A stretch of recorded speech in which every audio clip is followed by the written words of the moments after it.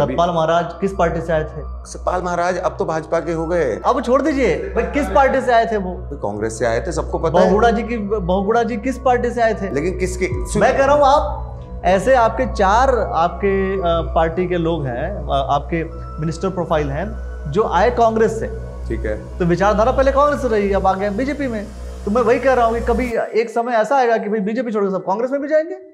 देखिए ये तो लेफ्ट और राइट टू लेफ्ट जो मैंने बोला था, left to right and right to left, ये तो राजनीति का पार्ट है और ये चुनावी राजनीति का पार्ट है। आज भी भाजपा राम मंदिर को लेकर के सारे जिक्र कर रही है। जब मंदिर में ताला लगा हुआ था तब भी हमने जिक्र किया, जब मंदिर बनाने की बात आई तब भी हमने संघर्ष किया, जब मंदिर बना तो खुश भी हम हो रहे हैं, जबकि वो खाली हमारा मंदिर थोड़ी ना है। या हिंदू मुसलमान जब से हुआ तब से जो है बीजेपी ने पोलराइज किया, इस तरीके से सारे काम किए।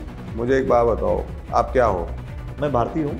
धर्म से पूछना? धर्म से, पंथ से, वैसे तो सभी भारतीय, हमारे पासपोर्ट पे लिखा हुआ है रिपब्लिक ऑफ इंडिया। सनातनी हूँ। सनातनी है, बिल्कुल। प्रभु राम को मानते हैं, बिल्कुल। दुर्गा मैया को मानते हैं। शर्म आती है 4 लोगों के पास सामने जाके बोलने में? बोल रहा हूँ, बोल रहे हैं मैं तो आपके सामने बोल रहा हूँ। ऐसी अब वो क्या करते हैं, वो कैटेगराइज करते हैं, क्योंकि उनकी नजर जो है आम आदमी पे नहीं है। मैं कह रहा हूँ धर्म का प्रयोग, धर्म का इस्तेमाल राजनीति करने के लिए करना उचित है। एक स्टेटमेंट निकाल के दे दो कि प्रधानमंत्री ने बोला हो कि हिंदू बीजेपी को वोट डालेंगे, एक स्टेटमेंट निकाल दो। बीजेपी पार्टी नहीं करती क्या? मैं बता तो रहा हूँ आपको, आप मेरे को एक स्टेटमेंट निकाल के दिखा दीजिए। कांग्रेस लीडर तो हिंदू मुसलमान नहीं करते ना? कांग्रेस के लीडर हिंदू मुसलमान नहीं करते, बट कांग्रेस के लीडर मुसलमान करते हैं। एक एज डिसाइड कर देना चाहिए कि भाई इस एज के बाद आप चुनाव न लड़ो। नहीं, जब तक आप फिट हैं, जब तक आपको लग रहा है, जब तक मैं आपको लग रहा है कि आप पूरा, मैंने जहां तक देखा है राजनीति में कोई 70 साल का व्यक्ति भी है, उसकी इच्छा खत्म नहीं होती है। वो कहता है इस बार तो विधायक और सांसद बन ही जाओ। अब नहीं होता है। मैं उदाहरण दे दूंगा, आपको बुरा लग जाएगा। फिर आपको क्यों लगेगा? आप तो पत्रकार हैं, आप हरिद्वार से हैं, लोकसभा देख रहे हैं आप। लेकिन किसी नेता को, बिना नाम लिए बोलता हूँ, अगर किसी के कंधे पे हाथ रख के वोट मांगने के लिए जाना पड़ रहा है तो ऐसे व्यक्ति को टिकट भी नहीं मांगना चाहिए। दोस्तों आप सभी को नमस्कार। युवा इन पॉलिटिक्स में आज हम बात करने वाले हैं ऋषिकेश के एक ऐसे युवा नेता से जिनकी बोर्ड बैनर लगने इस तरीके से शुरू हुए हैं जैसे मानो बस अब मेयर का चुनाव लड़के ही मानेंगे। तो मैं आज उनका इंतजार कर रहा हूं, सोचा आज उनसे हम बात जरूर करें, बात करें कि आखिर इतनी बोर्डिंग होर्डिंग, हालांकि उनसे एक बार बात हुई थी मेरी, लेकिन आज सोचा कि तसल्ली बख्श युवा इन पॉलिटिक्स के सीरीज में उनसे हम बात जरूर करें कि क्या उनका विजन क्या है पॉलिटिक्स को लेकर के, उनका जो विजन है अधिकतर आगे चल करके क्या करना चाहते हैं, या मोदी को लेकर क्या सोचते हैं, बीजेपी पार्टी को लेकर क्या सोचते हैं, और ऋषिकेश को लेकर क्या सोचते हैं। तो इसे लेकर के पूरी चर्चा करेंगे। थोड़ा सा इंतजार कर रहा हूं मैं, जैसे ही बातें हम उनसे चर्चा जरूर करते हैं। दोस्तों नमस्कार, कैसे हैं आप? बढ़िया, आप कैसे हैं? बस बढ़िया। ये मैंने बस इंतजार ही कर रहा था मैं आपका। मैंने सोचा कि आज जो है युवा इन पॉलिटिक्स में आपसे चर्चा कर लिया जाए। तो ये बताइए, जो कि आपके बोर्ड वगैरह मैंने देखे, एक बार और आपसे बैठ के हमारी चर्चा हुई थी, पर वो पर्सपेक्टिव कुछ और था। हो गए उस बात को 5-6 महीने हो गए। हाँ, तो आज जो है मैंने देखा कि जो आपकी मतलब आपकी स्पीड है जो बोर्ड बैनर की, वो बहुत ज़्यादा बढ़ गई है। हम क्या मान लें? नहीं, ऐसा नहीं है। बोर्ड बैनर की स्पीड आपने पिछले 6 महीने में ये नोटिस किया होगा कि 6 महीने पहले शायद कम थे और आज ज़्यादा है। हाँ। परंतु अभी त्योहारों का सीजन निकला है, कई सारे त्योहार थे, तो अपने क्षेत्र के लोगों को शुभकामनाएं देने के लिए अलग अलग माध्यमों से शुभकामनाएं देते हैं। हाँ। किसी को बोर्ड के माध्यम से देते हैं, किसी को पर्सनली फोन करके देते हैं। हाँ। ज़्यादा से ज़्यादा लोगों तक हमारी शुभकामनाएं पहुँचे, यही एक उसके पीछे उद्देश्य है। चलिए, वो शुभकामना है या कुछ और है या क्या है, उसको हम जानेंगे, बैठकर हम आराम से बात करेंगे। हाँ जी प्लीज। तो दोस्तों, युवा इन पॉलिटिक्स में आज हमारे साथ हैं प्रतीक कालिया जी, जिला उपाध्यक्ष हैं आप। मैं आपसे सवाल ये कर रहा हूं कि आखिर आप पॉलिटिक्स में आए क्यों? मतलब पहले से ही आपका मन था कि राजनीति करनी है, किसी को देख करके कि मुझे ये राजनीति करनी है और पद लेके रहूंगा, चुनाव लड़के रहूंगा? नहीं, इसको समझने के लिए हमें लगभग 40-45 साल की हिस्ट्री, मेरी उम्र से ज़्यादा की हिस्ट्री को हमारे परिवार की समझना पड़ेगा। जैसे मेरे स्वर्गीय पिताजी श्री जयदत्त शर्मा जी, ऋषिकेश में ही उनका जन्म हुआ। तो उन्होंने टीनेजर बोलते हैं ना, एज अ टीनेजर उन्होंने युवा क्लब में काम करना शुरू किया। नॉन पॉलिटिकल विंग था युवा क्लब। वो लोग कल्चरल इवेंट्स कराते थे। फिर उन्होंने रामलीला का मंचन शुरू किया ऋषिकेश में, वो चला कई साल। उसके बाद जब कॉलेज में आए सनातन करने के बाद, तब उन्होंने छात्र संघ में काम किया। छात्र संघ के पदाधिकारी के रूप में नहीं, बट छात्र संघ के चुनावों में उनका रोल रहा, उन्होंने एक्टिवली पार्टिसिपेट किया। वो करते करते फिर धीरे धीरे अचानक से शादी हुई। शादी के बाद राम मंदिर का 88 के आसपास, आपको पता है 1988 के आसपास राम मंदिर का जो मुद्दा है वो चरम पे आ गया था। तो फिर वो उस अपनी भावनाओं को लेकर राम मंदिर आंदोलन में काफ़ी सक्रिय भूमिका रही उनकी ऋषिकेश में। उसी के चलते लगभग 3 महीने तक कास्केत जेल में उन्होंने कारावास काटा अपना, और ऐसा कार सेवक उन्होंने काम किया। और मज़े की बात आपको बताऊं मैं, बहुत कम लोग जानते होंगे कि पूरे उत्तर प्रदेश में, उस समय का उत्तर प्रदेश, उसमें सबसे कम उम्र का कार सेवक जिसने अपनी गिरफ्तारी दी थी वो 4 वर्ष का था, और उसका नाम क्या था? प्रतीक कालिया। बहुत कम लोगों को पता है शहर में, मैं बताता भी नहीं इसका। आज आपने पूछा कि कहाँ से शुरुआत हुई, तो जब परिवार से ही उस तरीके की भावना की जागृति शुरू हो जाती है। 4 साल में क्या ये समझ में आता था कि भाई कार सेवक बनना है, और राम मंदिर समझ में आता था? देखिए, कार सेवक समझ में नहीं आता था, लेकिन कसम राम की खाते हैं मंदिर वहीं बनाएंगे, बच्चा बच्चा राम का, जन्मभूमि के काम का, ये समझ में आता था। क्योंकि जब राम ज्योति आई थी तो ऋषिकेश में हमारे निवास स्थान पे भी आई थी। ऋतम्बरा भारती जी उस समय बहुत प्रखर होकर राम मंदिर के मुद्दे पे बोला करती थी, वो भी हमारे निवास स्थान पे आई थी। हमारे पड़ोस में आदरणीय सोमनाथ शर्मा जी का मकान हुआ करता था, अब तो स्वर्गवास हो गया उनका, तो वहाँ उसी समय पे अडवाणी जी का आना हुआ था। स्वर्गीय यशपाल अग्रवाल जी के निवास स्थान पे अटल जी का आना हुआ था। और ये सब वो हैं, वो उस समय के नायक, हाँ। जो बाद में बहुत बड़े राजनेता बने, देश को चलाया जिन लोगों ने, उस समय के राजनेताओं से, उस समय के नायक जो बोलेंगे उस राम जन्मभूमि आंदोलन के, तो उनसे मिलना होता था। तो जब आप परिवार वालों के साथ, अपने फादर के साथ वहाँ जाते हैं, उनसे मिलते हैं, फोटो खिंचाते हैं, तो कहीं ना कहीं आप उनके बारे में जानना भी, जैसे जैसे आप बड़े होते हैं तो आपकी उत्सुकता बढ़ती है कि ये कौन थे, उस समय इनका रोल क्या था। अच्छा, पहले तो पता भी नहीं होता कि वो धीरे धीरे बिल्ड होता है ना, उसे कहते हैं वो बिल्ड होता है ना। जैसे संस्कार होते हैं ना, बच्चा हो गया, बच्चा पैदा हो गया घर में, उसका नामकरण कर दिया, नाम रख दिया, अब नाम रख के बुलाना शुरू कर दिया। अब उसके बाद जो उसके अंदर संस्कार डालने हैं, मैं भौतिक संस्कारों की बात नहीं कर रहा, जो आप एक बोलते हैं ना स्पिरिचुअल संस्कार जो डालने हैं बच्चे के अंदर, वो परिवार से आते हैं। धीरे धीरे बिल्ड किया जाएगा, उसे बताया जाएगा दिवाली है, पहले तो दिवाली उसे ऐसे नहीं समझाया जाएगा कि इस दिन भगवान राम की वापसी हुई थी अयोध्या में, हम लक्ष्मी पूजन करते हैं, हम दिए इसलिए जलाते हैं कि उनका स्वागत करना है। पहले बताया था बेटा दिवाली है, आप एक्साइटेड रहो, आपको नए कपड़े मिलेंगे, ये मिलेगा। फिर बच्चा थोड़ा बड़ा होता है तो आप उसकी आध्यात्मिक, उसके पीछे क्या पृष्ठभूमि है वो बताएंगे, स्पिरिचुअल चीज बताएंगे। वो धीरे धीरे बिल्ड किया जाता है। तो वैसे ही हमारे अंदर भी ये धीरे धीरे बिल्ड हुआ, but this is not politics. हाँ, तो ये विचारधारा बोल रहा हूँ, ये विचारधारा। बीजेपी तो पॉलिटिक्स, भाई बीजेपी तो राजनीतिक पार्टी, राजनीतिक दल है, लेकिन मैं विचारधारा की बात कर रहा हूँ कि विचारधारा किस तरीके से बिल्ड हुई। ये बचपन से उसी एनवायरनमेंट में, उसी पूरे परिवार की, वो बोल लो आपकी, पूरा इन्वॉल्वमेंट, एटमॉस्फेयर ही पूरा वैसा था कि घरों में क्या बोलेंगे, राजनेताओं का आना जाना, संघ परिवार के हमारे जो प्रचारक होते हैं उन लोगों का घर पे आना, कार्यालय पे आना, उन लोगों से मिलना, उनको फिर बच्चों को बताया जाता है। फिर जब वो बातें होती हैं तो कहीं ना कहीं आपके कान में भी पड़ती हैं। जब वो डिस्कशन 2-2 घंटे तक बैठ के पिताजी के साथ उन लोगों का चलता था नगर के बारे में, किसी और विषय पे, बट वो कहीं ना कहीं इवॉल्व तो अराउंड आपकी जो विचारधारा है संघ परिवार की और भारतीय जनता पार्टी की, उसके अराउंड ही होता था। तो वो जब आपके कान में पड़ता है तो हाँ, आपको वो एटमॉस्फेयर, चूंकि आपने बता दिया सब कुछ, सभी जितने बड़े नेता थे वो आते ही आते थे, नायक आप बता रहे उन्हें उस समय के, तो ऐसे मन में कब आया कि अब मैं भी मतलब इनके जैसा बनना चाहूंगा, या फिर मैं भी अब भाई इस विचारधारा से जुड़ करके काम करूंगा तो ज़्यादा बेहतर है, या मैं भी किसी पद ले लूंगा तो ज़्यादा बेहतर है? कभी तो ऐसा मन में, चूंकि हम कोई भी काम करते हैं तो एक कहीं ना कहीं एक किसी चीज़ को हम देखते हैं, कोई ना कोई एक आइडियल होता है, भाई ये चीज़ देख करके हमारे मन में इच्छा जागी कि मुझे ये काम करना है। देखिए आप बहुत क्विक हो गए इस सवाल में। हम स्टेप बाय स्टेप जा सकते थे इसमें। हाँ। तो जैसा मैंने कहा कि वो धीरे धीरे बिल्ड हुआ। बिल्ड होने के बाद कहीं ना कहीं, जैसे मेरी स्कूलिंग यहीं की है, ऋषिकेश की, तो हम स्कूल जाते थे, वापस आते थे, तब भी ये होता था कि शाम को 1 घंटा कार्यालय चले गए पिताजी के, वहाँ बैठ गए, फिर अपना जैसा एक नॉर्मल एक टीनेजर का रूटीन होता है, ट्यूशन चले गए, यहाँ चले गए, दोस्तों से मिल लिए, उस तरीके का रूटीन रहता था। बट हाँ, गंगा जी जाना रूटीन से वो एक पार्ट ऑफ लाइफ था, लाइफ स्टाइल नहीं बट पार्ट ऑफ लाइफ की, एक बार जाना ही जाना है रात को डिनर करने के बाद घर वालों के साथ। तो उस तरीके से वो आगे बिल्ड होता चला गया।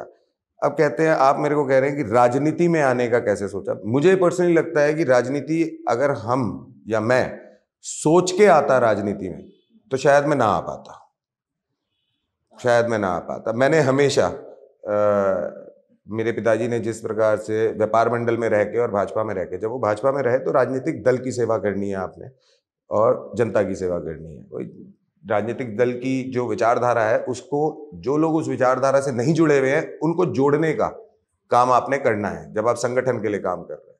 उसके साथ साथ उन्होंने व्यापार मंडल में काम किया। जब व्यापार मंडल में काम किया तो आपको व्यापारी हित को सोचते हुए काम करना है।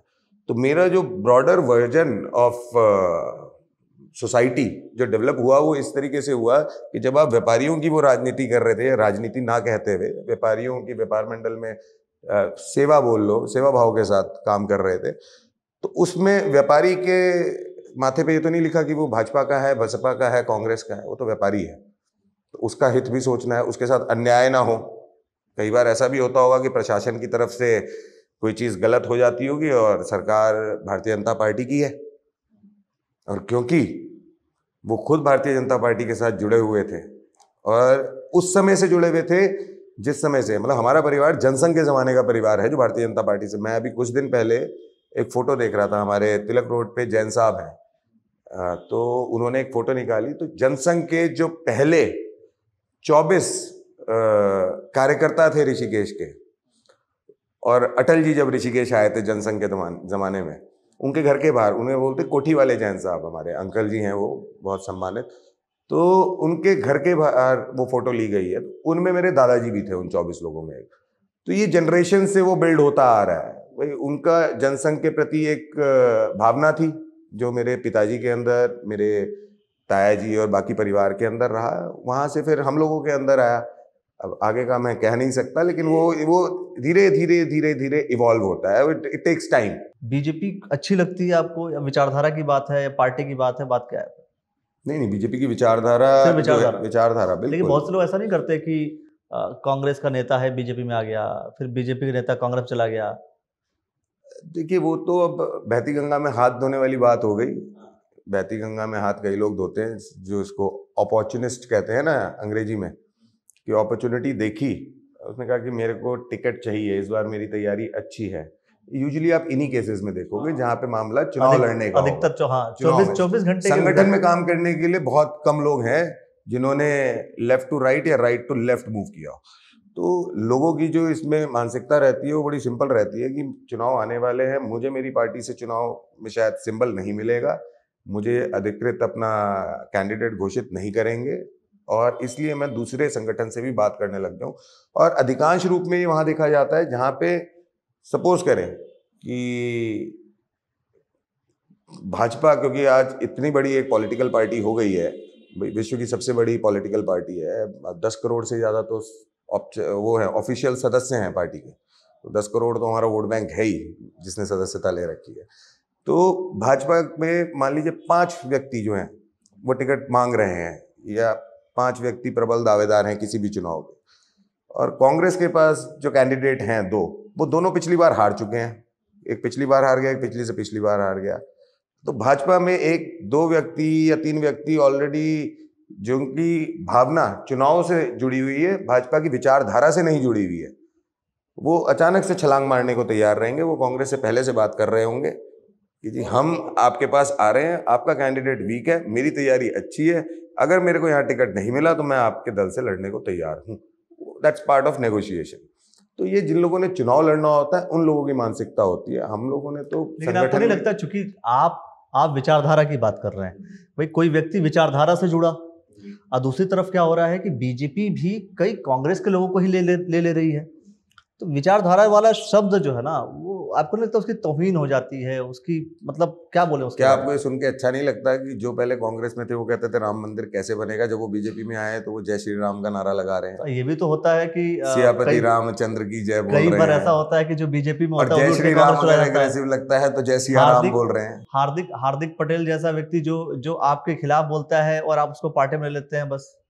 नहीं तो वो कुछ होगा, उनके विचारों में परिवर्तन आया होगा तभी वो आए। हम तो नहीं गए ना उनके पास कि आप आइए हमारी मेंबरशिप लीजिए या सदस्य बनिए। उनके विचारों में परिवर्तन आ गया, क्या पता कि रातों रात परिवर्तन आ क्या पता। अब ये तो इसका जवाब तो मेरे से और आपसे दोनों से बेहतर जो है वो हार्दिक पांड्या दे पाएंगे। पार्टी बदलने को लेकर के ना कई बार चर्चा हुई है, वो हरक सिंह रावत जी को लेकर के, क्योंकि वो भी बीजेपी में आए, फिर बीजेपी से चले भी गए।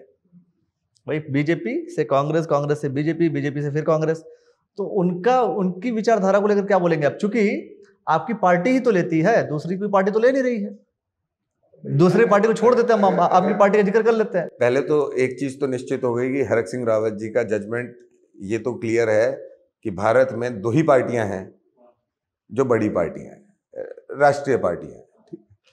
आज के समय पे अगर आज की दृष्टि से बात करी जाए, पिछले अब एक दशक हो जाएगा, 2024 में एक महीना रह गया, पिछले एक दशक में कांग्रेस की जो धरातल पे स्थिति है वो बहुत खराब है। तो शायद उसी को उन्होंने भांपते हुए, again using the same term, opportunist होते हुए उन्होंने बीजेपी का साथ थाम लिया। पिछली बार उन्हें चुनाव में लगा कि भाजपा जो है, मेरी जो कंडीशन है कि मेरे को अपने लिए भी और अपनी बहू के लिए भी, पुत्रवधू के लिए भी टिकट चाहिए, भाजपा में ऐसा नहीं हो पाएगा। वो रहते हुए उन्होंने ब्लैकमेल किया। इससे पहले कि वो कांग्रेस का दामन थामते, बीजेपी ने निष्कासित कर दिया, उन्हें पार्टी से बाहर का रास्ता दिखा दिया। वो कांग्रेस में नहीं गए, उनके पास तो ऑप्शन ही नहीं बचा था कहां जाना है। पार्टी ने उनको निष्कासित किया है 6 साल के लिए। विचारधारा, इसलिए मैं इसलिए सवाल, ये बीजेपी में ही हो सकता है अखिलेश जी, ये कांग्रेस में नहीं। आपने कांग्रेस में एक उदाहरण अगर आप मेरे को दे देंगे। मैं आपसे क्या पता कि कुछ समय बाद ये जो कांग्रेस, जो बीजेपी के लोग हैं, जब कांग्रेस का वक्त आए तो फिर ये सभी चले जाएं कांग्रेस में। रीजन ये है, भविष्य के गर्त में क्या छुपा है वो तो आपको जब मैं कांग्रेस के लीडर से डिस्कशन करता हूं तो वो ये कहते हैं कि अजीब, बीजेपी के पास नेता कहाँ है, वो कांग्रेस वाले कांग्रेस पार्टी से तो लेकर के जा रहे हैं, उठा के लेके जा रहे हैं। तो मतलब बीजेपी जो है नेता विहीन है, जो कि कांग्रेस के नेताओं को लेकर के आओ और अपनी पार्टी में उनको विस्थापित करो। चलिए हम उत्तराखंड की बात करते हैं, फिर मैं और माइक्रो लेवल पे आऊंगा। हमारी विधानसभा में कितने सदस्य चुने जाते हैं? कितने सदस्य? और कितने भाजपा के सदस्य हैं उसमें? आप एट नहीं, मैं आपको कैलकुलेशन दूंगा। कितने भाजपा के सदस्य? 48। कितने बचे कांग्रेस के? अब 20 अप्रॉक्स मान लो आप। 20। हाँ। तो नेताओं की कमी कहाँ है भाजपा में? कांग्रेस से आए कितने हैं उनमें से? 48 में से कांग्रेस में तो 20 ही रह गए। कांग्रेस से आए कितने उन 48 में? तो मैथ से सिंपल, इसको तो घर बैठ। उत्तराखंड में जो कैबिनेट आपकी बनी हुई है ना, कैबिनेट मिनिस्टर जितने बने हुए हैं, कितने ऐसे लोग हैं जो कांग्रेस से बीजेपी में आए हुए लोग हैं और उनको कैबिनेट मिला हुआ है? भाई मेरे ख्याल से सतपाल महाराज किस पार्टी से आए थे? सतपाल महाराज अब तो भाजपा के हो गए। अरे अब क्या हो गए, अब छोड़ दीजिए भाई, किस पार्टी से आए थे वो? कांग्रेस से आए थे, सबको पता है। बहुगुणा जी किस पार्टी से आए थे? लेकिन किसके? मैं कह रहा हूं, आप ऐसे आपके 4 आपके पार्टी के लोग हैं, आपके मिनिस्टर प्रोफाइल हैं जो आए कांग्रेस से। तो विचारधारा पहले कांग्रेस से रही, अब आ गए बीजेपी में। तो मैं वही कह रहा हूं कि कभी एक समय ऐसा आएगा कि भाई बीजेपी छोड़कर सब कांग्रेस में भी जाएंगे। अब देखिए, ये तो लेफ्ट और राइट टू लेफ्ट जो मैंने बोला था, left to right and right to left, ये तो राजनीति का पार्ट है और ये चुनावी राजनीति का पार्ट है। जैसे मैंने बताया था, आप संगठन में काम करने, हम तो संगठन में काम करने वाले लोग हैं ना। हम तो अपनी बात कर रहे हैं। आप चुनाव नहीं लड़ना चाहते? मैंने कहा हमारे यहाँ, हमारी जब पहले 5 महीने पहले बात हुई थी एक दूसरे से, तब भी मैंने आपको ये कहा था कि भाजपा जो है ना, वो हर व्यक्ति का ना की एक ड्यूटी तय करती है कि इस व्यक्ति से ये काम लेना है। उसको लगता है कि आज अगर कैमरे के पीछे बैठे हुए अंकुर जी चुनाव लड़ेंगे हमारे यहाँ से, तो वो उनको वो काम देंगी और उन्हें लगेगा कि ये अच्छा चुनाव अखिलेश जी और प्रतीक मिलकर इनको लड़वा सकते हैं, तो हमारे को लड़वाने का काम देगी। उन्हें लगेगा कि संगठन को मजबूत करने का काम अगर मैं कर सकता हूँ ऋषिकेश स्तर पे, तो वो मेरे को वो काम देंगे। तो जो काम उन्हें लगेगा कि जिस काम में मैं फिट बैठ रहा हूँ, वो काम मुझसे लिया जाएगा। और लिया जाएगा जब हम बोलते हैं तो इसलिए बोलते हैं क्योंकि हम समर्पित कार्यकर्ता है ना। मैंने कहा ना, तीसरी पीढ़ी हूं मैं भारतीय जनता पार्टी के लिए काम कर रहा, जनसंघ के जमाने से। तो उस दृष्टि से अगर आप देखेंगे तो आपको पता लगेगा कि हाँ, समर्पित कार्यकर्ता जो है वो ये मांगता नहीं है, कुछ उसकी अपेक्षा नहीं होती, उसको पता होता है कि पार्टी सही टाइम पे सही चयन जब करेगी तो वो मेरे लिए जो बेस्ट होगा वो मुझे देगी ही देगी, सूनर और लेटर, सूनर और लेटर। तो मैं कह रहा हूं आपसे, बीजेपी क्यों? बीजेपी ही क्यों? बीजेपी ही है। बीजेपी ही क्यों? क्यों का सवाल ही नहीं है, ये क्यों तो तब होता है जब आप बोलो कि बीजेपी या कांग्रेस, बीजेपी या सपा, बीजेपी या बसपा। अरे बीजेपी ही है हमारी नजर में, तो हमारी नजर में दूसरा दल है ही नहीं। क्योंकि आपने फिर राम मंदिर वाला जिक्र किया था शुरू में, वही एक रीजन है। नहीं, और आज भी भाजपा राम मंदिर को लेकर के सारे जिक्र कर रही है। क्यों नहीं करेगी? एक बात बताइए मेरे को, जब मंदिर में ताला लगा हुआ था तब भी हमने जिक्र किया, जब मंदिर बनाने की बात आई तब भी हमने संघर्ष किया, जब मंदिर बना तो खुश भी हम हो रहे हैं, जबकि वो खाली हमारा मंदिर थोड़ी ना है, सभी सनातनियों का मंदिर है, सबको जाना चाहिए वहां पे, सभी जाएंगे। और मैं आपको बताता हूं, सभी जाएंगे, लेकिन घबराते हैं बोलने में। अरे अपने भगवान का नाम लेने में घबराओगे, आगे कैसे बढ़ोगे? कौन से लोग हैं जो घबराते हैं? कांग्रेस, स्पष्ट रूप से कांग्रेस ही। आज उन्होंने हिम्मत करी है जय श्री राम बोलने की, अब वो 22 जनवरी के बाद हिम्मत करेंगे लोकसभा चुनाव से पहले मंदिर में जाके मत्था टेकने की, प्रभु राम का आशीर्वाद लेने की। देखिए, वो उनकी विचारधारा, उन्होंने देश को बांटने का काम किया है और बहुत गंदे तरीके से बांटने का काम किया है। भारतीय जनता पार्टी ने पिछले 9 सालों में, ऑलमोस्ट 10 साल में, मैं 2014 से अगर देखूं तो कोशिश करी है कि सारे जितने भी जातिगत समूह हैं उन सबको एक अम्ब्रेला, जब मैं एक अम्ब्रेला बोलूँगा तो वो अम्ब्रेला भारतीय की अम्ब्रेला होगी, उसके नीचे लाने का प्रयास किया जाए। वो कोशिश बहुत अच्छी चल रही थी, बहुत अच्छे तरीके से चल रहा था, लेकिन अभी ये जो इंडी अलायंस इनका बना है, जितने भी दल हैं तो उनका जो इंडी अलायंस इन्होंने बनाया है, उन अलायंस के जो इनके दूसरे नंबर के मुखिया हैं नीतीश कुमार जी, उन्होंने वहाँ पे जातिगत जनगणना करा दी बिहार में। किस उद्देश्य के साथ कराई? क्या वो सभी जातियों का रिजर्वेशन बढ़ाना चाहते हैं? बिल्कुल नहीं, किसी भी हाल में नहीं। वो एक जुमला छोड़ेंगे चुनाव में कि मैंने इतनी जातियों की जनगणना कराई है, इसमें से इस जाति जिसका वोट बैंक ज़्यादा है उसका मैं किसी का 1% रिजर्वेशन बढ़ा दूंगा, किसी का 2%। लेकिन उन्हें ये नहीं पता कि लोकसभा चुनाव जीतने के बाद ये काम केंद्र सरकार का नहीं है, राज्य सरकार का है। जब वो अगले साल उसमें जाएंगे 2025 में या 24 एंड में, जो बिहार विधानसभा का चुनाव है, वहां अगर वो जीत के आते हैं तब वो अपना ये वादा पूरा कर सकते हैं। लेकिन ये जो पब्लिक को बरगलाने का उनका पैटर्न चलता जा रहा है, स्पेशली बिहार में, यूपी की। लेकिन नहीं, आप जातिगत बात कर रहे हैं, मतलब नीतीश कुमार जी को लेकर के। मैं कह रहा हूं कि जब कांग्रेस के लीडर से मैं बात करता हूं या बीजेपी के अपोजिशन में आने वाली जितनी भी पार्टियां हैं, उनका ये कहना है कि बीजेपी ही है जो हिंदुत्व और हिंदू मुसलमान की बात करती है। कहाँ करती है बीजेपी हिंदू मुसलमान की बात? सारे नेता कहते हैं, सारे कांग्रेस के सभी नेता कहते हैं। और वो ये कहते हैं कि ये जो युवा नेता बनकर के फिर रहे हैं वो सब के सब हिंदुत्व का नारा लगाने के लिए, या हिंदू मुसलमान जब से हुआ तब से जो है बीजेपी ने पोलराइज किया, इस तरीके से सारे काम किए। मुझे एक बात बताओ, आप क्या हो? मैं भारतीय हूँ। धर्म से, पंथ से, वैसे तो सभी भारतीय, हमारे पासपोर्ट पे लिखा हुआ है रिपब्लिक ऑफ इंडिया। सनातनी हूँ, सनातनी है, बिल्कुल। प्रभु राम को मानते हैं, बिल्कुल। दुर्गा मैया को मानते हैं। शर्म आती है 4 लोगों के पास सामने जाके बोलने में? बोल रहा हूँ, बोल रहे हैं मैं तो आपके सामने बोल रहा हूँ। ऐसे ही अब वो क्या करते हैं, वो कैटेगराइज करते हैं, क्योंकि उनकी नजर जो है आम आदमी पे नहीं है। मैं कह रहा हूँ धर्म का प्रयोग, धर्म का इस्तेमाल राजनीति करने के लिए करना उचित है। एक स्टेटमेंट निकाल के दे दो कि प्रधानमंत्री ने बोला हो कि हिंदू बीजेपी को वोट डालेंगे, एक स्टेटमेंट निकाल दो। बीजेपी पार्टी नहीं करती है क्या? मैं बता तो रहा हूं आपको, आप मेरे को एक स्टेटमेंट निकाल के दिखा दीजिए जिसमें आदरणीय प्रधानमंत्री जी ने, आपके उत्तर प्रदेश के हमारे यशस्वी मुख्यमंत्री जो हैं योगी जी ने, हमारे उत्तराखंड के युवा मुख्यमंत्री जो हैं धामी जी ने, किसी एक ने भी ये स्टेटमेंट दिया हो कि हिंदुओं को अगर रहना है इस समाज में तो उन्हें भारतीय जनता पार्टी को वोट देना पड़ेगा। आप मेरे को ये स्टेटमेंट दीजिए, मैं राजनीति छोड़ दूंगा। चलिए, वो स्टेटमेंट मैं डायरेक्ट जब ले करके जब आपको दूंगा मैं उस वक्त, ठीक है? नहीं, मैं कह रहा हूँ बीजेपी के बहुत से नेता जो कहते हैं भाई हिंदू राष्ट्रीय बनाना है। बीजेपी के बहुत से नेता कहते हैं हिंदू राष्ट्रीय बनाना है। अलग अलग कौन से नेता ने कहा हिंदू राष्ट्र बनाना है? बहुत से नेता के व्यक्तिगत स्टेटमेंट हो सकता है। आज अगर मैं बोल दूं कि ऋतु राष्ट्र बनाना है तो वो मेरी पार्टी का, अगर मैं पार्टी का पदाधिकारी हूं उसका मतलब ये नहीं कि मेरी पार्टी का डिसीजन है या मेरी पार्टी ये मेरी पार्टी का वो वर्जन है, वो व्यक्तिगत होता है, वो व्यक्तिगत है। आप नहीं बनाना चाहते, वो व्यक्ति भी बोलते होंगे। नहीं, हमारा तो जैसा चल रहा है बहुत सुंदर चल रहा है हमारा भारत, मोदी जी के नेतृत्व में बहुत बढ़िया। हिंदू राष्ट्र नहीं बनाना चाहते? भाई हिंदू क्या, सनातनी है हमारे भारत में, जो भी लोग रह रहे हैं सारे सनातनी है सब। भाई हिंदुस्तान ही इकलौता, अखिलेश जी सुनिए, एक मिनट दीजिए मेरे को। हिंदुस्तान ही इकलौता ऐसा देश है पूरी दुनिया में जहाँ पारसी, जहाँ मुसलमान, जहाँ जैनी, जहाँ बुद्धिस्ट, जहाँ हिंदू सब एक साथ एक छत के नीचे बहुत ही प्रेम भावना के साथ रहते हैं। ये इकलौता देश है पूरी दुनिया में। नहीं तो आप अगर मिडिल ईस्ट में चले जाएंगे ना तो शिया सुन्नी को खाने को पड़ रहा है और सुन्नी शिया को खाने को पड़ रहा है, ये स्थिति है। लेकिन यहाँ प्यार से रहते हैं। क्यों?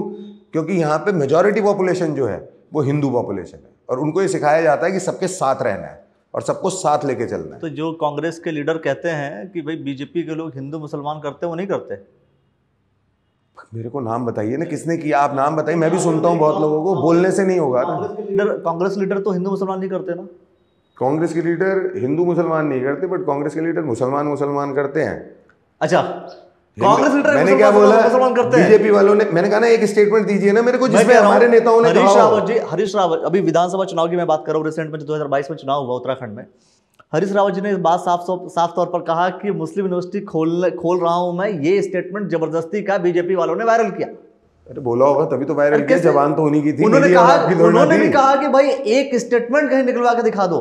दिया है तो पूरे उत्तराखंड ने देखा, बल्कि पूरे भारत ने देखा। कैसी बात बीजेपी के किसी नेता ने दिया? अरे हर एक बच्चे के मोबाइल पे था ये स्टेटमेंट। कैसी बात कर रहे हो? देना कहां से था? सबके पास था। किसी ने दिया ही नहीं। अरे सबके पास था। हरीश रावत जी बोल रहे हैं मॉफ्ड था ही नहीं वो, नहीं तो वो बोलते मॉफ्ड है, वो जाते कोर्ट में। भाई जाते ना, बोलते मॉफ्ड है, ये क्यों नहीं गए? बोलने से नहीं चलेगी। अब राजनीति देखिए, युवा आ चुका है राजनीति में, बेवकूफ नहीं है वो। पहले चल जाता होगा, मुझे नहीं पता 20 साल पहले कैसे चलता था। ये मोदी जी का भारत है, धामी जी का उत्तराखंड है और युवाओं का उत्तराखंड है। यहाँ पे बोलने से नहीं चलेगा, आप तथ्य लाइए, मानी जाएगी आपकी बात। आप हवा में बोल के चल देंगे आगे गाड़ी में बैठ के, ऐसे नहीं होगा। चलो देखते हैं कि और बाकी लोग जो तथ्य देंगे वो तथ्यों को हम जरूर दिखाएंगे आपको। और दूसरा सवाल, मतलब अगला सवाल हमारा ये है, क्या ऋषिकेश को लेकर के, क्योंकि अब जैसे ही आपने एंट्री के मैंने पूछ लिया था आपसे, निगम का चुनाव तो लड़ रहे हैं ना आप? नहीं, अभी तो नहीं। अभी कोई ऐसा पार्टी के सामने डिमांड नहीं रखी आपने? पार्टी के सामने डिमांड नहीं रखी कि मैं चुनाव लड़ना? मैंने क्या कहा? भारतीय जनता पार्टी, आप कितनी डिमांड रख लो, जो उन्होंने तय करना है वही करेंगे, वो तय। ये भारतीय, और यहाँ पे कोई एक व्यक्ति किसी भी, चाहे वो संगठन का डिसीजन हो चाहे वो सरकार का डिसीजन हो, कोई एक व्यक्ति नहीं लेता। यहाँ पे सामूहिक डिसीजन होता है भारतीय जनता पार्टी में। और मैंने शायद 3-4 महीने पहले जब हम मिले थे तब भी आपको बताया था कि वो जब डिसीजन होता है तो पहले राष्ट्र इच्छा नहीं है, पहले राष्ट्र इच्छा नहीं आपकी, मैं बात तो पूरी कर इच्छा नहीं आपकी। नहीं, इच्छा देखिए, इच्छाओं की तो कोई सीमा ही नहीं है ना, चाहे आपकी है चाहे मेरी है, इच्छाओं की तो कोई सीमा होती नहीं। इच्छा तो हर व्यक्ति की होती है कि जीवन में आगे बढ़ता चले। अब मैं, अगर कोई बिजनेसमैन है तो आज वो मान लो कि वो कह रहा है कि मैं ईमानदारी से 5 लाख रुपए इनकम टैक्स जमा करा रहा हूँ हर साल, मेरी XYZ इनकम है, तो अगले साल यार भगवान करे कि मैं 50 लाख जमा कराऊँ, मेरी इनकम इतनी बढ़ जाए, है ना। तो इच्छाओं की तो कोई सीमा है ही नहीं। आज स्कूटर पे चल रहे हैं तो कल मोटरसाइकिल चाहिए, जो मोटर बाइक पे चलेंगे तो गाड़ी चाहिए, जो गाड़ी चाहिए तो प्रीमियम गाड़ी चाहिए, प्रीमियम आ जाएगी तो लग्जरी चाहिए। मतलब इच्छा है, सीधी सी बात है, इच्छा है। विधानसभा ह्यूमन टेंडेंसी बता रहा हूँ आपको, मेरी इच्छा की जहाँ तक आप बात कर रहे हैं। जब कोई व्यक्ति पॉलिटिक्स में आता है तो पहले ये चुनाव लड़ूंगा, अगला ये विधानसभा का लड़ूंगा, सांसद का लड़ूंगा, मुख्यमंत्री बनूंगा, प्रधानमंत्री बनूंगा, ये सारी इच्छाएं तो होती होंगी। पता नहीं, देखिए टू ईच इज ओन। मैं जब भारतीय जनता पार्टी में हमारे सौरभ थपलियाल जी जब युवा मोर्चे के प्रदेश अध्यक्ष बने थे, उस समय पे उन्होंने मेरे को अपनी टीम में रखा था। उसके बाद मैं एक टर्म 3 साल पूरा इनएक्टिव रहा। Inactive in the sense party का काम किया यहाँ पे, बट पदाधिकारी नहीं था। उस समय मैं प्रदेश का पदाधिकारी था। पिछली बार भी मैंने प्रयास किया कि मेरे को युवा मोर्चे में दायित्व मिले, यानी कि आज से 4 साल पहले, क्योंकि तब मैं उस क्राइटेरिया में फिट आ रहा था, एज ब्रैकेट जो है। इस बार मैं नहीं आ रहा था उस एज ब्रैकेट में फिट।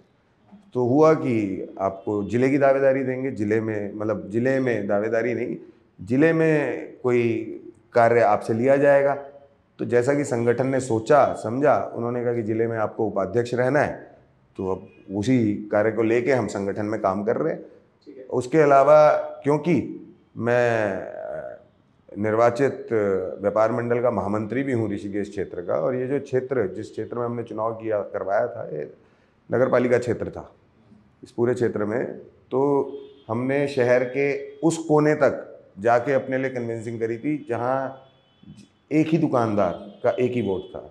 और आपको बढ़िया बात बताऊं, ये चुनाव जब हुआ था तो इसमें सिर्फ 4 मत कास्ट नहीं हुए थे टोटल, सिर्फ 4 मत कास्ट नहीं हुए थे। तो अब जिम्मेदारी डबल है कि संगठन को भी मजबूत करना है, तो संगठन के लिए भी काम करना है, और व्यापार मंडल में हमारे व्यापारी को किसी भी तरह की समस्या ना आए डे टू डे में, चाहे वो शासन से संबंधित हो, प्रशासन से संबंधित हो, जीएसटी है, बहुत सारी चीज़ें हैं जो व्यापारी डील करता है डे टू डे लाइफ में, वो ना आए। तो वो डबल जिम्मेदारी है, तो उसको निभाने का अच्छे से प्रयास कर रहे हैं। कोई ऐसा एजेंडा नहीं है लाइफ में कि भाई चुनाव लड़ेंगे इसलिए ये काम कर रहे हैं, बिल्कुल नहीं। मैं जब व्यापार मंडल का चुनाव लड़ा, मेरी कोई इच्छा नहीं थी, कोई दूर दूर तक जिसे बोलते हैं, कोई ऐसी इच्छा नहीं थी कि मुझे चुनाव लड़ना है। आप मजबूरी बोल दीजिए या परिस्थितियां बोल दीजिए, मैं परिस्थितियां ज़्यादा बोलता हूँ। मजबूर मुझे लगता है मुझे कोई कर नहीं सकता, मैं इतना मजबूत आदमी हूँ कि मजबूर ना हूँ। बाकी तो ऊपर वाले के आगे तो सभी झुकते हैं न। तो उस समय कुछ परिस्थितियां ऐसी हुई कि चुनाव में जाना पड़ा।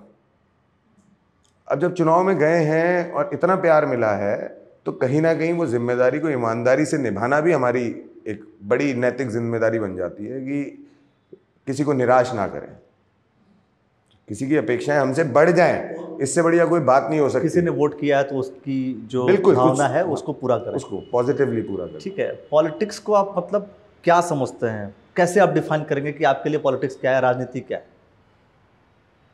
मतलब राजनीति को आप देखो, अगर किसी का उद्देश्य पॉलिटिक्स को एज प्रोफेशन देखना है तो उसे राजनीति में नहीं आना चाहिए, या वो ईमानदारी से राजनीति में, राजनीतिक फील्ड में काम नहीं कर पाएगा। क्योंकि राजनीति से जुड़ी हुई हर चीज़ है, जो हम खाना खा रहे हैं, हम पानी पी रहे हैं, हमें इलेक्ट्रिसिटी मिल रही है, हम सड़क पे चल रहे हैं, हर चीज़ कहीं ना कहीं राजनीति से संबंधित है। हर चीज़ में जननेता या जननायक, या मैं कहूँ जननायक छोड़िए, मैं जनप्रतिनिधि तो इन्वॉल्व हैं सब लोग। तो पॉलिटिक्स को आप क्या समझते हैं, मतलब कैसे आप उसको डिफाइन करेंगे कि हाँ यार राजनीति तो यही है? आसान भाषा में अगर मैं बोलूँ तो हर व्यक्ति एक समूह है 100 लोगों का, उनमें से नेता, राजनेता अलग हो गया, नेता एक ही या 2 ही निकलेंगे, क्योंकि डिपेंडेंसी उन 2 लोगों पे बाकी के 98 लोगों की रहेगी। क्यों रहेगी? क्योंकि उनके अंदर शायद वो लीडरशिप क्वालिटी है, या उनके पास वो संपर्क सूत्र है जिससे वो बाकी के 98 लोगों का या पूरे समूह का की समस्याओं का समाधान कर सकते हैं, या फिर उस पूरे समूह का क्या बोलेंगे, विकास कर सकते हैं। तो वो लीडरशिप जो है वो ढूंढनी पड़ती है। अगर आपको लगता है कि हाँ मैं कर सकता हूँ, तो डेफिनेटली आपको आना चाहिए। और मेरा मानना तो ये है कि जब तक युवा नहीं आएगा तब तक चेंज इन पॉलिटिक्स नहीं होगा। जितना ज़्यादा युवा आएगा उतना वही राजनीति को बदलेगा। इंटेंशंस, देखिए युवा की इंटेंशन जो है क्या चीज़ बदलना है, मतलब युवा आके क्या बदल देगा, और बदलना क्या है? देखिए बदलना क्या है, अधिकारियों से काम लेने का तरीका बदलना है। मैं बताता हूँ आपको, देखिए मैं जनरल बहुत छोटी सी बात बोलूँगा विदाउट ऑफेंडिंग एनीवन। मैं 37 साल का हूँ, है ना, और आप मान लो आपकी उम्र, माफ़ी के साथ बोलूँगा, आप मान लीजिए आप हैं 60-61 के, है ना। आप कितनी फिट हो जाएं अखिलेश जी, वो ऊर्जा आप अपने अंदर नहीं ला सकते जो मेरे अंदर है। ये मैं बहुत कॉन्फिडेंस के साथ बोल रहा हूँ। ये मैं नहीं बोलूँगा, जब हम सड़क पे निकलेंगे तो हर व्यक्ति बोलेगा। तो आपको क्या करना है, आपको डिलीवरेंस देना है युवा को, आपको अपना एक्सपीरियंस देना है युवा को, आपको युवा के सामने चुनौती बन के नहीं खड़ा होना। क्योंकि भैया युवा अगर इकट्ठा हो गया तो चुनौती जो है वो आपने देखा है, जब युवा और महिलाएं, ये 2 वर्ग जो हैं समाज के, जब ये इकट्ठे हो जाते हैं किसी के लिए या किसी मुद्दे को लेके, तो आज तक भारत के इतिहास में तो मैंने नहीं देखा कि वो काम पूरा ना हुआ हो। तो युवा, चलिए बहुत अच्छा विषय आपने छेड़ दिया। मैं कह रहा हूँ फिर नरेंद्र मोदी जी क्या करें? नरेंद्र मोदी जी अब गाइड करें, गाइडेंस की भूमिका में आ जाएं, है ना, या मतलब भूमिका में आकर किसी युवा को चुनाव लड़वाएं, या किसी और भी यंग एज वाला, मतलब 70+ हैं वो, तो वो 60 अराउंड किसी को 72, हाँ 70 प्लस है, तो वो मगर 60 अराउंड किसी व्यक्ति को कहें कि भाई आ जाओ, वो ज़्यादा बेटर रहेगा। किसी 50, कोई 50 अराउंड है उसको बोलें कि आ जाओ तुम प्रधानमंत्री बनो। मैं बताता हूँ आपको, हाँ। मैं बताता हूँ। मैं इसी विषय पे आ रहा हूँ। जब मोदी जी मुख्यमंत्री बने थे तो किस उम्र में बने थे? युवा थे, युवा है ना, 50 के से कम ही थे, 50 से, हाँ 50 से कम थे, तो युवा मान लेते हैं उनको, युवा थे मोदी जी उस समय पर। आज की डेट में आप कैबिनेट में देखेंगे, जो मोदी जी की कैबिनेट है उसमें Modi ji as guiding light, because he is the supreme head of the state ना, तो उनके अंदर वो क्या बोलते हैं, स्टेबिलिटी होनी बहुत ज़रूरी है। जो supreme head of the state हो, हेड ऑफ द स्टेट के अंदर ये होनी बहुत ज़रूरी है। लेकिन उनकी कैबिनेट में या जो MOS हैं जितने सरकार में, वो अगर आप देखेंगे तो इतने युवा चेहरे उतार दिए उन्होंने पिछले 5 साल के कार्यकाल में, 4 साल के इनफैक्ट। ये दूसरी NDA 2 जो है, इसमें सेकंड टर्म में जो मोदी जी ने उतारे हैं जितने चेहरे, वो कभी भी आपको देखने को नहीं मिले होंगे, चाहे वो पुरानी हमारी NDA की सरकार क्यों ना रही हो, क्योंकि वो उसमें बहुत बड़ा गठबंधन था तो बहुत सारी चीज़ें देखी जाती है। बट क्योंकि अब हम फुल मेजॉरिटी में हैं तो वो तैयार कर रहे हैं वो लीडरशिप। इसको बोलते हैं सेकंड लाइन ऑफ लीडरशिप, तैयार करना। ठीक हो गया। मतलब अगर हम सांसद की बात करें, विधायक की बात करें, तो उनका तो एक एज डिसाइड कर देना चाहिए कि भाई इस एज के बाद आप चुनाव ना लड़ो। नहीं, जब तक आप फिट हैं, जब तक आपको लग रहा है, मैं जब तक आपको लग रहा है कि आप पूरा, मैंने जहां तक देखा है राजनीति में कोई 70 साल का व्यक्ति भी है, उसकी इच्छा खत्म नहीं होती है, वो कहता है इस बार तो विधायक और सांसद बन ही जाओ। अब नहीं होता है। मैं उदाहरण दे दूंगा, आपको बुरा लग जाएगा। फिर आपको क्यों लगेगा? आप तो पत्रकार हैं, आप हरिद्वार से हैं, लोकसभा देख रहे हैं आप। लेकिन किसी नेता को, बिना नाम लिए बोलता हूँ, अगर किसी के कंधे पे हाथ रख के वोट मांगने के लिए जाना पड़ रहा है तो ऐसे व्यक्ति को टिकट भी नहीं मांगना चाहिए। वही तो मैं कह रहा हूँ। तो ये इसे बोलते हैं कि समय पे रिटायरमेंट ले लेना, बाइज्जत रिटायरमेंट ले लेना। सिर्फ कांग्रेस में थोड़ी है, मैं कह रहा कहीं पे भी हो। है। मैं क्या कह रहा हूँ, मैं व्यक्तिगत रूप से बोल रहा हूँ ये कि उस व्यक्ति को रिटायरमेंट ले लेना चाहिए, क्योंकि वहां उसका जो इज्जत और मान है, जो उसने जीवन भर लोगों के लिए काम करके कमाया है ना, वो बचा रह जाएगा। मेरा बहुत स्पष्ट है इस चीज में मामला कि there is a specific time when you have to retire and you should retire, और जब you should retire very. But चक्कर यही तो है कि कोई छोड़ना नहीं चाहता। वो लालच, जिन लोगों के मन में लालच होगा वो छोड़ना नहीं चाहते होंगे। मैं समझता हूँ राजनीति में जो है सबका लालच है। अब हर एक का लालच अलग हो सकता है, आपका अलग हो सकता है। हमें तो दिख ही नहीं रहा लालच अभी दूर दूर तक। हम तो फोकस्ड तरीके से संगठन के लिए काम कर रहे हैं। अच्छा, आपने बोला थोड़ी देर पहले कि पॉलिटिक्स को एज अ प्रोफेशन हम नहीं अपनाएं, तो राजनीति की किताबें जो राजनीति किताबें जो प्रोफेसर पढ़ा रहे हैं विद्यार्थियों को, ये कह दिया जाए भाई मत पढ़ो, कोई फायदा नहीं है इसका, इसको लेकर के तुम व्यापार नहीं कर सकते, इसको तुम एज अ प्रोफेशन नहीं। व्यापार है ही नहीं है तो वही बात होगी, कल को आप बोलोगे NGO खोल लो नोट कमाने के लिए। ऐसे थोड़ी ना होता है। नॉन गवर्नमेंट ऑर्गेनाइजेशन से पैसे कमाने का क्या मतलब है? राजनीति में आ रहे हो, स्वेच्छा से आ रहे हो, सब कुछ छोड़ के आ रहे हो। ये ऋषिकेश में चूंकि हम लोग हैं, ऋषिकेश विधानसभा, ऋषिकेश के विधायक की अगर हम बात करें तो उनका जो डेवलपमेंट मॉडल है, वो डेवलपमेंट है या नहीं, पहले तो बताइए। इसका मॉडल उनका कुछ समझ में आता है क्या? उन्होंने कुछ ऋषिकेश के लिए कुछ अलग किया है, नहीं किया है, कैसे देखते हैं आप? ऋषिकेश के लिए कुछ अलग किया है या नहीं करा है? देखिए, विधानसभा क्षेत्र की बात करेंगे फिर हम, ऋषिकेश विधानसभा की। मुझे लगता है जिस गली में ग्रामीण क्षेत्र में 100 मीटर तक कोई मकान नहीं है और आखिरी में जाके 2 या 3 मकान बने हुए हैं सिर्फ, उनके लिए तक सड़क पहुंचाने का काम अगर यहाँ किसी ने किया है ऋषिकेश विधानसभा में, तो हमारे स्थानीय विधायक श्री प्रेमचंद अग्रवाल जी ने किया है। हाईवे पे, नगर निगम के बाहर का जो हाईवे है, उसके सौंदर्यकरण का काम अगर किया है तो वो हमारे स्थानीय विधायक ने किया है। टोल प्लाजा जो कि ऋषिकेश विधानसभा के क्षेत्र में आ रहा था, उसको वहाँ ना लाने का, रुकवाने का काम अगर किसी ने किया है, आदरणीय प्रेमचंद अग्रवाल जी ने किया है। एम्स जो ऋषिकेश से शिफ्ट हो रहा था, के लिए युवाओं ने ही आंदोलन किया था। कोई बात नहीं, युवाओं ने आंदोलन किया था, लेकिन उस आंदोलन की वजह से नहीं। जिस दिन उन्होंने अपनी ही सरकार को ये चेताया था कि मैं धरने पे बैठ जाऊंगा अगर ये यहाँ आया। आप कॉन्स्टिट्यूशनल पोस्ट पे हैं और आप अगर सरकार के, विधायक को चेताने का काम तो युवाओं ने ही किया था ना। क्यों? हम लोग पार्टी में होते हुए हम भी तो जा रहे थे उनके पास, हम धरने में नहीं बैठ रहे थे, हम रोज जा रहे थे उनके पास, मंत्री जी के पास, कि यहाँ नहीं लगना चाहिए, यहाँ नहीं लगना चाहिए। ये तो कोई बात, ये विषय नहीं हुए ना कि वहाँ अगर 50 लोग, 100 लोग, 200 लोग, उनका भी सम्मान है, वो लोग बैठे हैं तो उन्हीं, सिर्फ उन्हीं की वजह से हुआ है। ये कोई क्रेडिट नहीं है, ये कोई क्राइटेरिया नहीं है। हमें ये देखना है कि शुरू कहाँ से हुआ था और ख़त्म कहाँ पे हुआ। बीच की जो जर्नी है वो केवल 1, 2, 20, 50 व्यक्तियों की नहीं है, वो कई सैकड़ों व्यक्तियों की है, अलग अलग माध्यम से। वहाँ के ग्राम, ये थोड़ी ना कि एक जिला पंचायत क्षेत्र में, जिला पंचायत क्षेत्र मतलब जिला पंचायत सदस्य का जो क्षेत्र होता है उसमें लगभग 8 से 10 वो आते हैं, ग्राम प्रधान, ग्राम सभाएं आती हैं, कम से छोटे क्षेत्र की बात कर रहा हूँ मैं आपको यहीं पे, ठीक है। अगर वहाँ पे इन टोटल उस धरने पे 20 बैठ गए और 40 नहीं बैठे तो उसका मतलब क्या है? वो 40 बात नहीं कर रहे कि टोल प्लाजा नहीं आना चाहिए यहाँ पे, वो घर पे बैठे हैं, आराम से सो रहे हैं, वो भी तो गए हैं, लेकिन वो करेक्ट चैनल पे गए हैं, वो मीडिया के पास नहीं गए, वो गए हैं जो व्यक्ति ये करवा सकता है काम, जो उस पद पे बैठा है कि भैया आपके माध्यम से ये हो सकता है। मैं यहाँ, अभी हम जहाँ बैठे हैं यहाँ देहरादून रोड पे, मैं किसी सरकार की नीति से सहमत नहीं हूँ और मैं यहाँ पे टेंट लगा के आपको भी बिठा लूँ अपने साथ, 50 लोग और बिठा लूँ और सिर्फ मीडिया कवरेज लेना चाहूँ। कहते हैं ना ऑपोजिशन की राजनीति बहुत मजेदार होती है, विरोध की राजनीति में बहुत मजा आता है, सिर्फ गाली देनी है। और बीजेपी ने यही काम किया बहुत पहले से, तो बीजेपी को पता है, इसलिए बीजेपी को इसीलिए पता है। बीजेपी हमेशा से बहुत अच्छा ऑपोजिशन रहा है।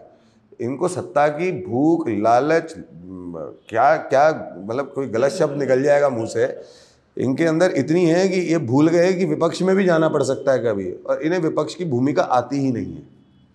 इनको तो ट्रेनिंग चाहिए। बीजेपी को सरकार इनको बोलो कि हमारे ही कुछ लोगों के पास आए, हम स्पेशल क्लासेस लगाते हैं इनके लिए और इन्हें समझाएंगे कि किस तरीके से किया जाता है। बीजेपी को सरकार चलाने नहीं आता और कांग्रेस को विपक्ष में नहीं। आप पूरी दुनिया मान चुकी बीजेपी को सरकार चलाना आता है। बहुत से लोग हैं जो नहीं भी मानते। अब बहुत से लोगों में 135 करोड़ में कितना वोट पड़ा भाजपा को, कितना वोट कास्ट हुआ और कितने लोगों ने वोट डाला, एक इनके बता दो आप मेरे को। सरकार 303 सीटों पे या 302 सीटों पे है, आप नंबर्स बता दो। नंबर का गेम है सारा, टैली है। तो डेमोक्रेटिक सिस्टम में नंबर का गेम है और नंबर के गेम में भी भाजपा आगे है। इक्वेशंस को मेंटेन करने का गेम आगे है, मेंटेन करने का गेम है। अब वो देखते हैं आगे चल करके क्या होगा। हाँ, आप जो है प्रेमचंद अग्रवाल जी के विकास की आप बात कर रहे थे। कुछ चीजें बता रहा था, कुछ और चीजें भी है जो उन्होंने करी है, बट वो लंबा विषय हो जाएगा। ठीक है। अच्छा, अब चूंकि अब जो है मैं समझता हूँ कि मेरे कार्यकाल खत्म होने वाला है।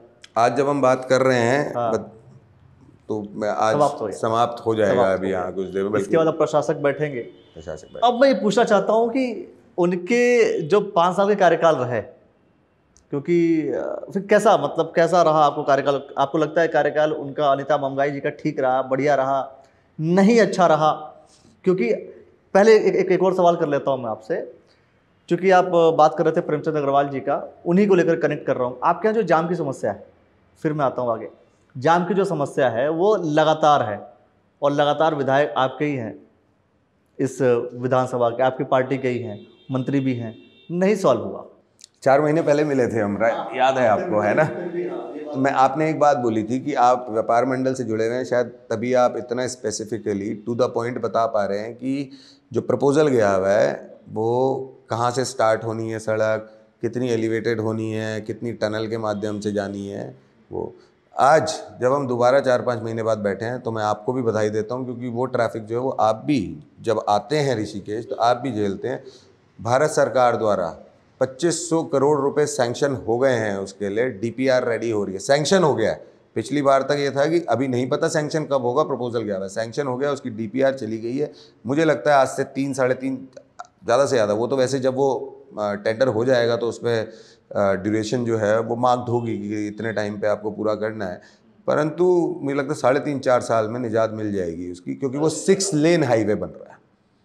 6 लेन नेपाली फार्म से स्टार्ट हो रहा है, सत्यनारायण मंदिर के बाद जो फ्लाईओवर चढ़ता है वहाँ से शुरू होगा 6 लेन, उधर आपका भल्ला फार्म के ऊपर से होता हुआ और इधर अपना योगनगरी रेलवे स्टेशन पर उतरेगा, स्टेशन के पोर्शन को छोड़ के वहाँ से दोबारा एलिवेटेड रहेगा, सीधा वो एलिवेटेड रोड जो है सामने ढालवाला में टनल में घुसेगी। 700 मीटर की टनल है, वो 700 मीटर की टनल जो है वो जाके खारासूद ब्रिज पे खुलेगी, उसके बाद पीछे फॉरेस्ट से होते हुए वो ब्रह्मपुरी उतरेगा।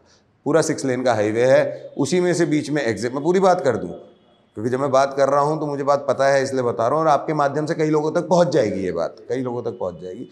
जो राम झूला का एग्जिट है उसमें अलग बनेगा, लक्ष्मण झूला का एग्जिट उसमें अलग बनेगा, ऋषिकेश सिटी का एग्जिट इसमें अलग बनेगा। तो अब जो जाम की समस्या है वो मोर और लेस ये कार्य पूर्ण होने के बाद खत्म हो जाएगी। 2500 करोड़ रुपया आप सेंक्शन हुआ, आपने बताया ना, 2500 करोड़। 2500 करोड़ रुपए। बात इसका क्रेडिट लेगा कौन? भारत सरकार का प्रोजेक्ट है, कौन लेगा? कौन लेगा? भारत सरकार मतलब लेगी, मोदी सरकार मैं जानना चाह रहा हूं लेगी। कि आखिर वो क्रेडिट जो है लेगा भारत कौन? सरकार लेगी, मोदी सरकार लेगी। कौन क्रेडिट लेकर के वोट मांगेगा? मैं आपको बताता हूँ। विधायक जी आपके मांगेंगे, मेयर का चुनाव अगला होगा किसी का, तो वो कोई मांगेगा, आप लेंगे तो आप मांगेंगे, या सांसद जी मांगे, वही उसके बेसिस पर मांगेंगे वोट। मैं कह रहा हूँ उसका क्रेडिट लेगा कौन? मैं बताता हूँ आपको।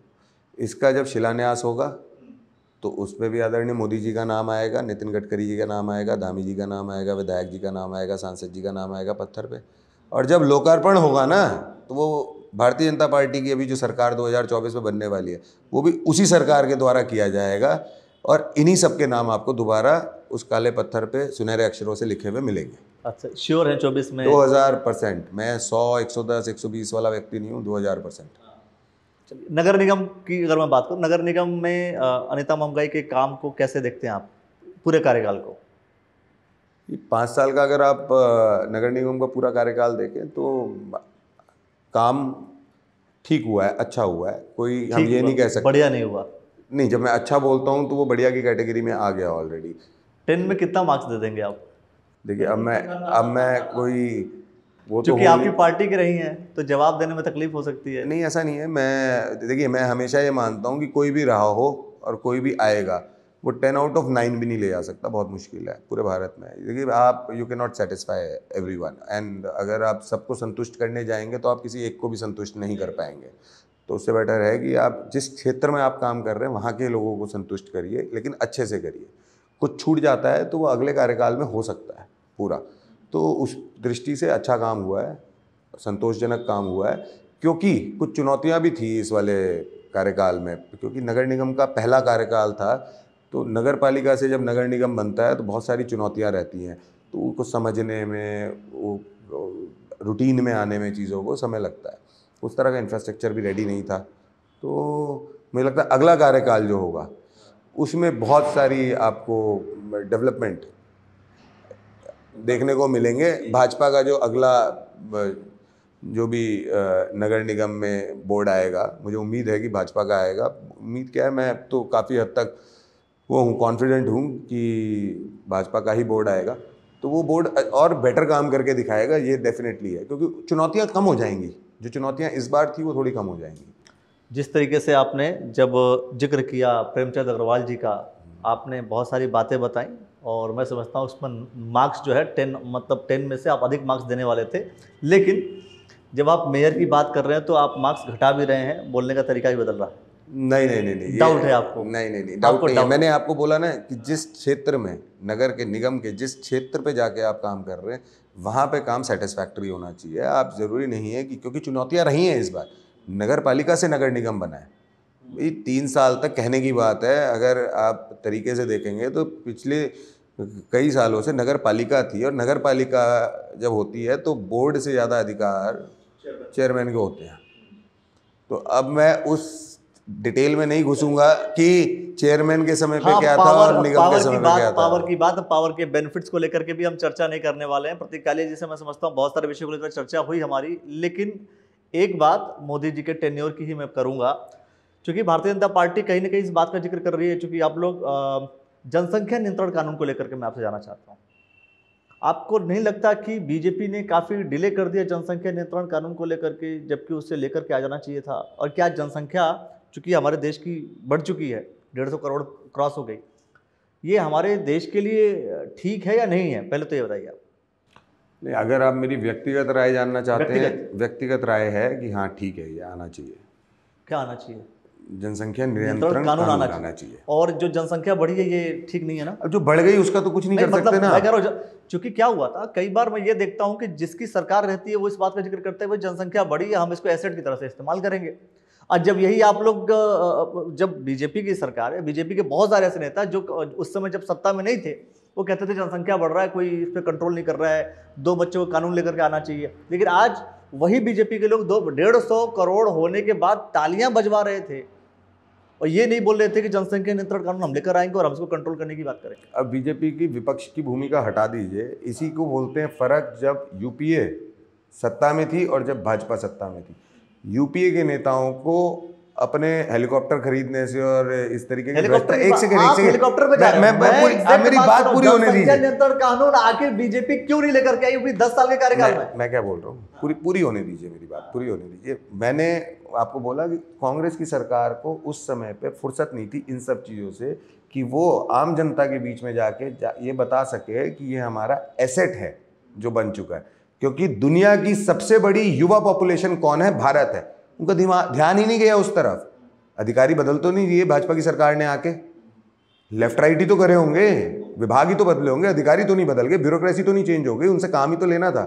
लेकिन भाजपा की जब सरकार आई तो उन्होंने इसे एसेट की तरह देखा, और तब से और अब तक, चाहे वो स्पोर्ट्स हो, चाहे डिजिटल इंडिया हो, चाहे नए एंटरप्रेन्योर्स को फंडिंग करने का काम हो, भारत सरकार ने अच्छा काम किया है उनको एनकरेज करने के लिए। की आवश्यकता नहीं फिर तो। नहीं, मैं कह रहा हूं जो आ चुका है उसकी दृष्टि बता रहा हूं, उसमें आप डिमोरलाइज नहीं कर सकते ना जनता को। जो हो चुका वो हो चुका, आप उसके बारे में बात कर रहे हैं। अब मैं कह रहा हूं, अब भाजपा की दृष्टि से भाई, भाजपा ने अभी तक बुलेट पॉइंट्स बना रखे थे। जब भाजपा का निर्माण हुआ था, जब Bhajpa as a party establish हुई थी, उस समय पे भाजपा ने हमेशा ये कहा कि जिस दिन भारत की जनता हमारे को पूर्ण बहुमत में सरकार में बैठने का मौका देगी, उस दिन हम ये काम करेंगे। उसमें पहला मुद्दा था राम मंदिर, हो गया। दूसरा था राम मंदिर में बीजेपी का रोल है। नहीं, विश्व हिंदू राम परिषद मंदिर जब भी हम जिक्र करते हैं तो बीजेपी के लोग कहते हैं नहीं, ये रोल तो फिर कहते हैं कि मैं बताता हूँ ना, रोल इसलिए बोलते हैं ना हम, क्योंकि हम राम मंदिर बनने के पक्ष में भारतीय जनता पार्टी के सक्रिय कार्यकर्ता, पदाधिकारी, जो अधिवक्ता थे, उन्होंने मुकदमे लड़े हैं। और कांग्रेस के जो बड़े बड़े लीडर थे, जो अधिवक्ता थे उनके, उन्होंने राम मंदिर ना बने इसलिए मुकदमे लड़े हैं। ये फर्क देखिए। इसलिए हम बोलते हैं कि वो कांग्रेस वाले जो हैं वो बनना नहीं देना चाहते थे, और हमारे लोगों की मंशा थी कि राम मंदिर का निर्माण होना चाहिए। और वो खाली मेरे और आपके लिए नहीं हो रहा है, भाजपा के कार्यकर्ता, वहाँ ये थोड़ा ना लिखा जाएगा कि यहाँ पे जूता जो है मंदिर के बाहर यहाँ भाजपा के कार्यकर्ता का रखा जाएगा और यहाँ पे बाकी लोगों का रखा जाएगा। ऐसा तो नहीं होने वाला ना। वीआईपी पास तो नहीं मिलने वाला, सबके लिए समान होगा। तो ये चीज समझिए। पास मिलेगा नहीं मिलेगा उसके बारे में तो आज हम क्या किसी और दिन बात करेंगे। मैं जनरली आपको बता रहा हूँ। तो इस तरीके से धारा 370 हटाएंगे, है ना, एनआरसी, इसी तरीके से पॉपुलेशन कंट्रोल बिल की जो आप बात कर रहे हैं, वन आफ्टर दी अदर आ रहा है। आप ये नहीं बोल सकते कि जो बीजेपी ने कमिट किया था कि हम फुल मेजोरिटी में आएंगे, नहीं, टेक्स टाइम। कुछ ये छोटे छोटे मुद्दे नहीं है। 70 साल से हम तो यही सुनते आए थे 70 साल से कि अगर कश्मीर पे से धारा तो 370 हटा दी गई तो खून की नदियां बह जाएंगी। मुझे तो नहीं दिखी खून की, उससे जब तक हटाई नहीं थी तब तक तो ज़्यादा सुनाई देता था वहाँ पे। खून की नदियाँ तो तब भी मैं कहूँगा कि नहीं बह रही थी, बट नहर तो बह ही रही थी खून की। अब तो नाली भी नहीं दिख रही खून की। तो ये इसमें आप क्वेश्चन नहीं कर सकते भाजपा की नीयत को और भाजपा सरकार की नीयत को। उसको जो कमिट किया है उसको पूरा प्लानिंग के साथ एग्जीक्यूट करना चाहती है। भाजपा सरकार का बड़ा सिंपल है कि वो डिटेल्ड प्लानिंग के बाद उसका एग्जीक्यूशन ऐसा चाहते हैं कि उसमें किसी भी प्रकार का फेलियर ना हो। इसलिए टाइम लगेगा। और डेफिनेटली किस बिल के बाद कौन सा बिल लाना है वो सरकार में जो लोग बैठे हैं वो लोग तय करेंगे कि किस बिल के बाद कौन सा बिल लेके आना है, और डेफिनेटली आएगा अगर आना होगा। और उसका एक प्रोटोटाइप अभी तैयार हो रहा है उत्तर प्रदेश में। उत्तर प्रदेश में हो रहा है, तो वहाँ किसकी सरकार है? वहाँ पे तो भाजपा की सरकार है। तो ये सारे जो मसले हैं दोस्तों, इसे समझना बहुत ज़रूरी है कि युवा जब पॉलिटिक्स में आता है तो वो क्या किन किन चीज़ों को सोचकर आता है, किन किन प्रॉफिट्स को सोचकर आता है, या क्या व्यवस्था करके आता है, या बहुत सारी चीज़ें होती हैं जो इन चीज़ों को आपको भी समझना चाहिए। पॉलिटिक्स क्या है ये भी हमने समझने की कोशिश की। प्रतीक काली जी ने बहुत सारी बातों को लेकर के बोला। राम मंदिर से शुरू हुई कहानी, अंत में जो डिस्कशन है वो जनसंख्या नियंत्रण कानून पर गया। अब जनसंख्या नियंत्रण कानून वास्तव में आना चाहिए या नहीं आना चाहिए, ये आप खुल करके कमेंट सेक्शन में अपनी प्रतिक्रिया अवश्य दे दीजिए। और बहुत सारे विषयों को लेकर के दोस्तों हम बात करते रहेंगे। युवा इन पॉलिटिक्स में आज हमारे मेहमान प्रतीक कालिया जी थे। तो सर आपका बहुत बहुत धन्यवाद जो आपने आज समय दिया। और मैं समझता हूँ कि उन सारी बातों पे हमने खुल के चर्चा किया। दोस्तों कमेंट कीजिए और बताइए प्रतीक कालिया जी ने जो कहा है उसे लेकर के आप क्या कुछ कहना चाहते हैं, वो भी बताइए। क्या उन्होंने कुछ बातें झूठ बोली हैं या सब सारी बातें सच बोल रहे हैं? क्योंकि मैं ये बात इसलिए बोल दे रहा हूँ, नहीं ठीक है ना। तो दोस्तों बस कमेंट कीजिए और शेयर कर लीजिए, वीडियो को लाइक कर लीजिए, चैनल को सब्सक्राइब जरूर कर लीजिए। बहुत बहुत धन्यवाद दोस्तों। धन्यवाद।